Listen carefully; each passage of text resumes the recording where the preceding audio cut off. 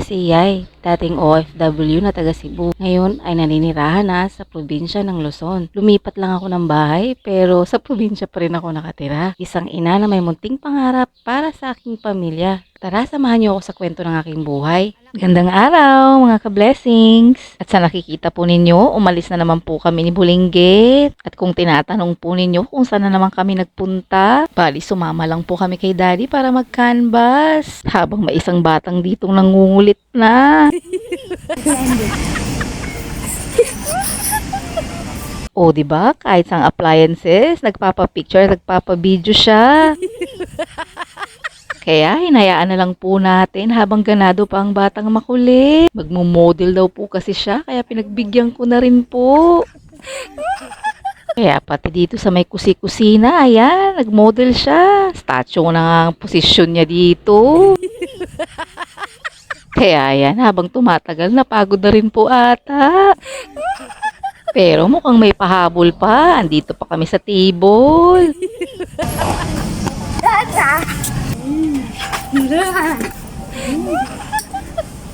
Yung akala mong tapos na, meron pa pala. At mukhang iisa-isahin pa ata namin yung mga appliances po dito.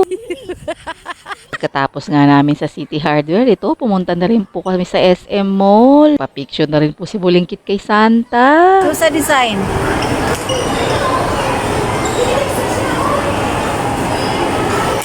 And press. Cash. Cash. Pay this one. There, here. Here. Bills.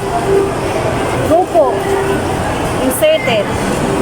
At eto na nga si Bulinggit, pumunta na rin sa vendo machine. May pa-vendo machine na rin po kasi ang SM para sa mga cotton candy. Syempre, hindi na pinalampas ng batang makulit yan. Sa halagang 100 pesos, makakabili ka na rin po ng cotton candy. Hindi lang po yan. Aliw na aliw din po ang batang makulit habang nanunood kung paano ginagawa. Kaya talagang maiinganyo ang mga bata dito. Eh habang nag-aantay sila, nakakapanood na rin po sila kung paano gawin ito. Para ma-experience din po nila kung paano mag-order sa isang vendo machine.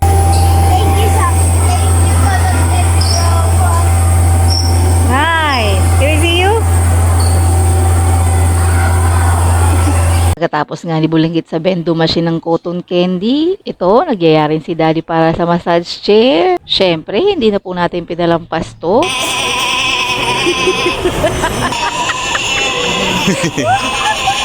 Pati boses ni Bulinggit nag-vibrate na rin. O siya, yan lang po muna sa araw na to mga ka-blessings. Daghang salamat sa pagtanaw.